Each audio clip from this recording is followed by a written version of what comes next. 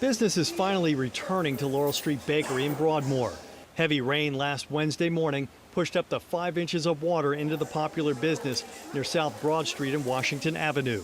It was coming in the front door, coming in the back door, coming up from every floor drain that I have, which is also new. Hillary Gutman's Bakery is across the street from Drainage Pumping Station 1. Sewage and Water Board officials told a city council committee lightning strikes knocked out Entergy power to a pair of pumps at the station during Wednesday's rain event. The pumps remained out of commission during the height of the storm for up to 45 minutes. Well, we had 4 pumps operating and managing the early part of the rain event, and lightning did strike and took 2 of our pumps out. The utility's executive director, Korban, also said several other pumps across the city went out at different stations, likely due to lightning strikes as well. He maintains with more than 8 inches of rain in less than 3 hours, the outages likely had no significant impact on drainage operations.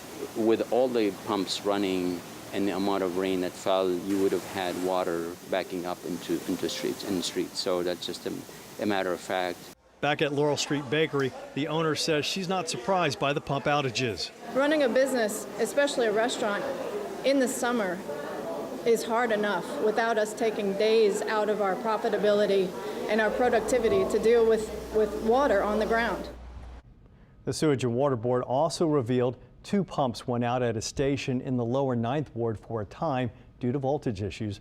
An electrician and additional operator will be stationed there until that issue is resolved. Karen, Katie? That's good. They owned up to it either way. So. And that's a positive step forward for the Sewage and Water Board. Absolutely, sure is. Thank you, Paul.